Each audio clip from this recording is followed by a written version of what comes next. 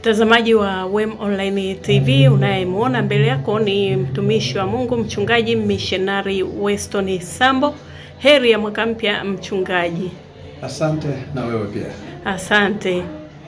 Nikupongeze mchungaji, naona wakati huu bado uko wilaya ya Temeke japokuwa umehama eneo kidogo huko Madafu, Mtongani. Asante, nashukuru sana.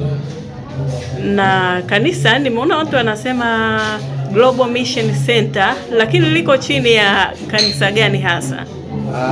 Kanisa hili liko chini ya Nayoth Gospel Assembly, chini ya Askofu Reverend Dr. David Mwasuta. Makao makuu yako pale Makuburi External. Unaonaje huduma kwa eneo hili jipya mchungaji?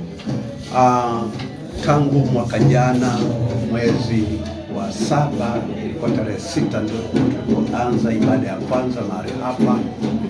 Ni eneo ambalo limekuwa na changamoto katika ulimwengu wa kiroho, kwa maana kwamba naona ni eneo ambalo vijana wengi wamejihusisha na mambo haya ya madawa na nini. Kwa hiyo tunaona kwamba Mungu ametuleta mahali hapa kwa kusudi maalum, na kama ukiangalia hata mazingira yenyewe tumezungukwa na baa kadhaa, kwa sababu ndivyo palivyokuwa, ndivyo asili yake ilivyokuwa, kwamba ni eneo ambalo limekuwa na ngome za giza. Lakini namshukuru Mungu kwamba sina wasiwasi na Yesu, na kama alivyotujalia tulipokuwa pale Keko Akida na tukahamia hapa, basi Mungu alituwezesha Keko Akida kupanda kanisa hapa pia, huyo atakayetuwezesha, na namuamini Mungu kwamba amenileta ili kuwafikia watu hawa walioko mahali hapa.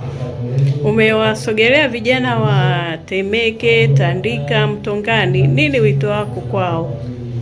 Wito wangu kwao vijana wa Temeke kwa ujumla niseme Yesu anawapenda, na ujumbe mkuu tulionao wamgeukie Yesu, waache maisha ya dhambi, kwa sababu maisha ya dhambi hayalipi.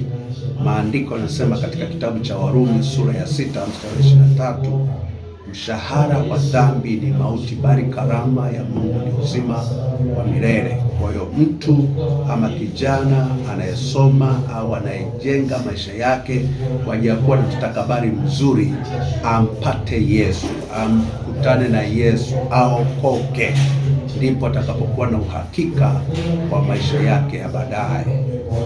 Baada ya kuzungumza na vijana, mchungaji missionary Weston Sambo, huduma yako imesimama sana eneo la umisheni.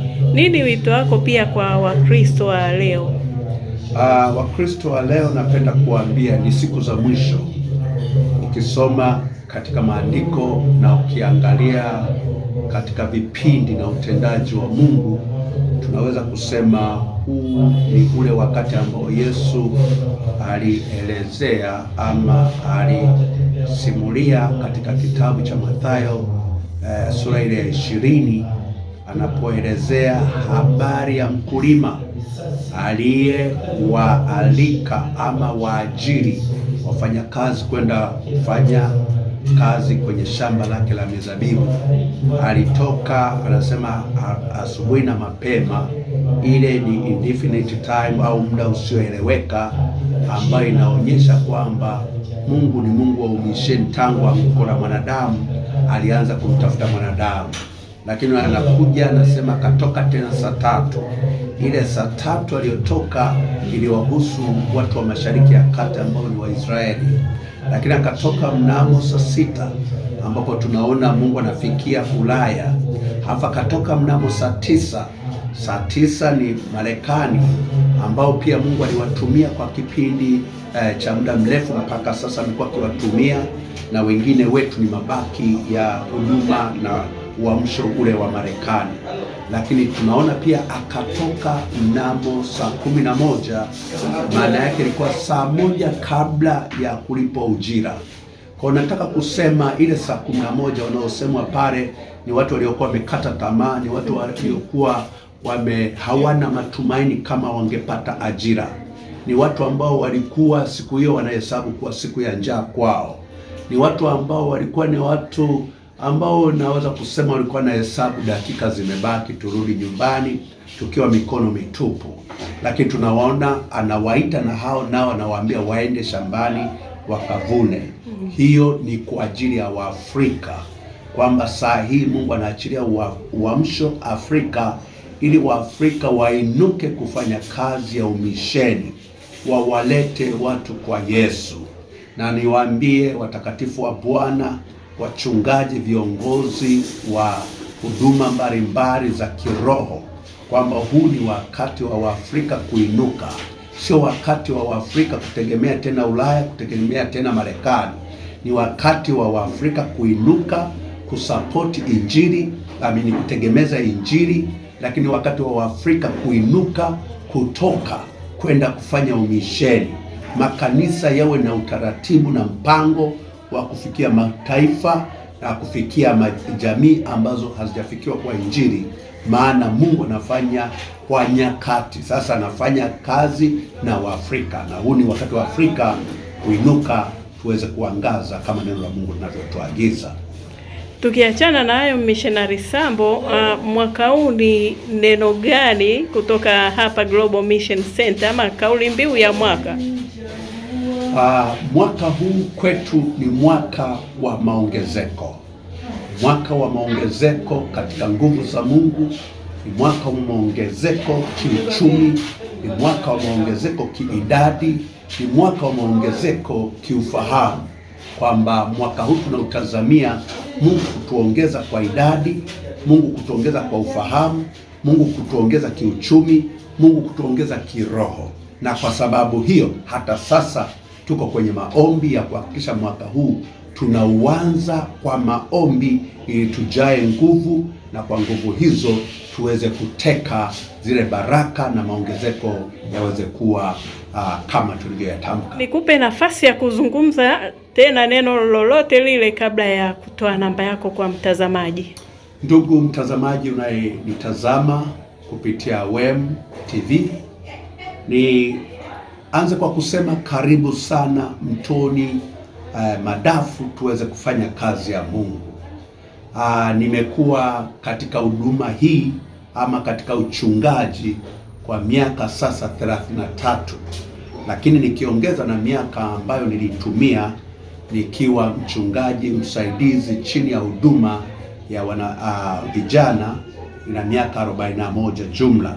Katika huduma hii nimemtumikia Mungu nchini Tanzania, kule Tanga, Mbeya, Rwanda na nchi na maeneo mengine na nchi zingine kwa huduma ya muda mfupi.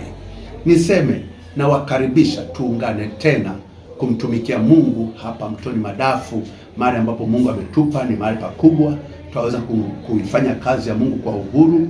Niwakaribishe wote popote mlipo mnaoangalia TV hii ya WEM ambayo inarusha kipindi hiki au mazungumzo haya. Karibuni sana sana sana sana. Ni wakati wa kumtumikia Mungu bila kuangalia dhehebu, bila kuangalia nini, maana Bwana ametuita na umefika wakati wa kuunganisha nguvu bila mipaka ya kibinadamu. Mawasiliano, natumia namba ya plus 255 au jumlisha 255. Nataja hivyo kwa sababu huwa naitumia namba hiyo nikiwa nje ya nchi.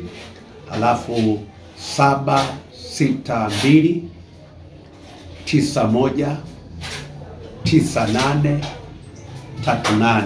Narudia, ni plus au jumlisha 255 762 91 9838. Karibu. Ibada zetu ni kila Jumapili, tunaanza saa 3 ibada ya kusifu na kuabudu mpaka saa 6:30, na Jumatano ni saa 10 tunaanza, tunamaliza saa 11:30 mpaka saa 12, na Ijumaa ni siku ya maombi, tunafunga na kukutana kuanzia saa 10 hadi saa 12 pia. Na kwa wakati huu sasa pia nitumie nafasi hii kuyatangaza maombi ya siku 28. Tumeanza tangu tarehe 5 Januari hadi tarehe 31 tutayamaliza, na haya maombi ni ya kanisa la Nayoth kwa pamoja kitaifa. Tunafanya wote, ni makanisa yote ya Nayoth yako kwenye hayo maombi. Niwakaribishe wote, na sisi hapa tunafanya kila jioni kuanzia Jumatatu hadi Ijumaa. Jumamosi tunaitoa kuwa huru kwa ajili ya shughuli zingine, lakini matukio na shughuli za kijamii. Halafu Jumapili tunakutana asubuhi, tunaendelea na maombi mpaka tena siku ya Ijumaa. Jumapili tunakutana, Jumatatu, Jumanne, Jumatano, Alhamisi, Ijumaa. Jumamosi peke yake ndio tunayopumzika kutoa nafasi kwa ajili ya huduma za jamii, kwamba washirika wahusike katika huduma hizo, lakini pia ni maandalizi ya kuandaa ibada ya Jumapili. Mungu akubariki. Amen. Na yeyote tunayetazama TV hii, Mungu akubariki sana, na ninashukuru kwamba ninajua utaitikia mwaliko wangu. Amen. Amen.